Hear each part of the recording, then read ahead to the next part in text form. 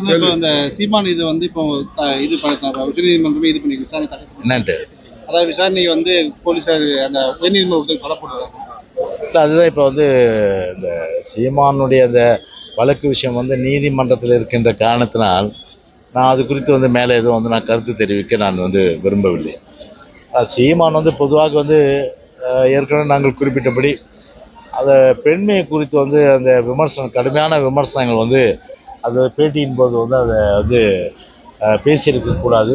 அது வந்து முகம் சுளிக்கிற வகையில் தான் அவருடைய அந்த கருத்துக்கள் இருந்தது என்பது நிச்சயமாக யாராலும் எந்த பெண்ணாலும் சரி தமிழ்நாட்டு மக்களாலும் ஏற்றுக்கொள்ள முடியாத விஷயமாக தான் நிச்சயமாக பார்க்க முடியும்.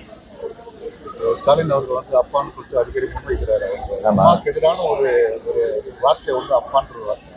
அம்மா அதாவது ஜெயலலிதா அவர்களுக்கு இணையான ஒரு தலைவர் என்று அவர் வந்து காமிச்சுக்கிறாரு. அது அதாவது கூவம் அது எங்கே இருக்குது, காவிரி நீர் எங்கே இருக்குது, கூவம் சாக்கடையெல்லாம் காவிரி நீர் ஆகிட முடியுமா என்ன? அதனால் கூவம் தான். அது கூவத்தை க்ளீன் பண்ணுறேன்னு சொல்லிட்டு அவங்க அப்பா காலத்தில் ஒரு மிகப்பெரிய ஊழல் சாம்ராஜ்யத்தை அரங்கேற்றுவாங்க.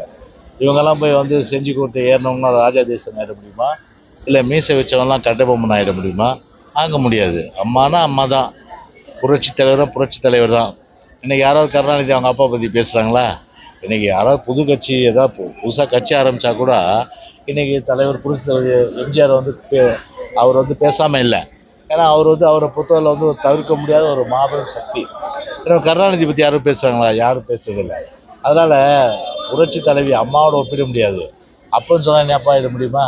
உலகத்துக்கே வந்து பார்த்தீங்கன்னா பசு கூட பார்த்தீங்கன்னா அம்மான்னு தான் கூப்பிடும். ஏன்னா அம்மா அதில் பசு அப்பான்னு கூப்பிடுதேன்.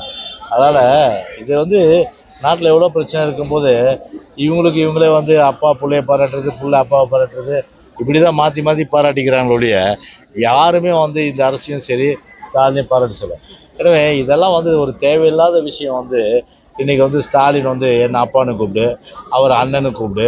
அப்போ என்ன ஒரு விஷயம் என்னென்னா வந்து இன்றைக்கி தந்தைன்னு சொன்னால் நம்முடைய வந்து பெரியார் தான். அதே போல் அண்ணான்னு சொன்னால் யாரை சொல்லுவீங்க? யார் அண்ணாண்ணா? அண்ணா தான். அப்போ வந்து இவங்க என்ன பண்ணுறாங்க, அந்த பெரியார் புகழை மறைக்கணும், அதே போல் அண்ணா புகழை மறைக்கணும். அண்ணா புகழை மறைக்கணும்னா அண்ணன் கூப்பிட்டா அண்ணா புகழ் மறைஞ்சிருமா என்ன? இல்லை அப்பான்னு கூப்பிட்டா வந்து பெரியார் புகழ் மறைஞ்சிருவாங்க.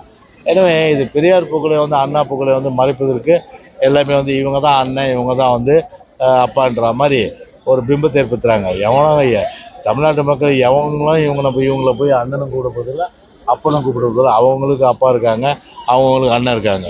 நாட்டில் வந்து சட்டம் ஒழுங்கு கெட்டு போச்சு, விலைவாசி ஏறி போச்சு, பாலியல் வன்கொடுமைகள், தமிழ்நாடு பார்த்தீங்கன்னா ஒட்டுமொத்தமாக பார்த்தீங்கன்னா வந்து ஒரு ஜாதிய கலாச்சாரம் இன்றைக்கி தலை தூக்கி இருக்குது. இப்படியெல்லாம் அதெல்லாம் வந்து ஒரு கட்டுப்படுத்துறதுக்கு எந்த நடவடிக்கை எடுக்கலாமல் இப்போ இது அப்பா அண்ணன் தான் நாட்டுக்கு முக்கியமா நான் கேட்குறேன். அதனால் இதெல்லாம் முகசுளிக்க வகையில் தான் இந்த மாதிரி கருத்துக்கள்லாம் நிச்சயமாக நான் பார்க்க முடியும்.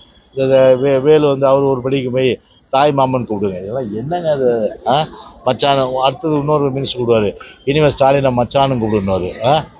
மச்சான் கூப்பிடுவாப்பா நீ? அதுவும் இன்னொரு மினிஸ்டர் சொல்லுவார். துக்ளக் தர்பார் நடத்திட்டு ஆளாளுக்கு ஒரு கூத்து. தாமரை மாநகரத்தில் வரி அதிகப்படியாக ஏற்றப்பட்டிருக்கு. ஆனால் அதிகமான வரி வசூல் செய்யப்பட்டோம், ஊழியர்களுக்கு சம்பளம் கொடுக்கலன்னு சொல்லிட்டு இல்லை, அது ஒரு பக்கம் ஊழியர்களுக்கு அதான் மோசமான நிர்வாகம் என்ன? நல்ல நிர்வாகமாக இருந்தால் அதை வந்து முழுமையாக வந்து எல்லாருக்கும் சம்பளம் கொடுப்பாங்க. அடிப்படை இப்போ பாருங்கள், இப்போ நாங்களே வந்து பார்த்தேன் அங்கே வண்டியை விட்டுட்டு இங்கே 1/2 கிலோமீட்டர் நடந்து வந்தேன். பார்த்தா சாலைகள் பார்த்தா கல்லுகள்லாம் இருக்குது எல்லாமே. ரத்த கண்ணீர் படம் பார்த்தீங்களா நீங்கள்? எம்ஆர் ராதா வந்து ஒரு டைலாக் சொல்லுவார், ஏண்டா எப்போ போகிற ரோட்டுக்கு கார்பரேஷன் இப்போ ஏன்னா கல்லை விட்டுட்டீங்க. அது மாதிரி தான் இப்போ வந்து பார்த்தேன். இப்போ வந்து கல்லை கொட்டிட்டு எத்தனை மாதம் பொறுத்து ரோடு போடுவாங்க இவங்க? இன்றைக்கி இதுலேருந்து இது குன்றத்தூர்லேருந்து நீங்கள் வந்து பம்மல் வர்றதுக்கு பார்த்தீங்கன்னா சாலைகள் அவ்வளோ மோசம், கடுமையான மோசம். குடி தண்ணீரில் கழிவுநீர் கலந்து இதே பகுதியில் வந்து பார்த்திங்கன்னா பல பேர் செத்துருக்காங்க.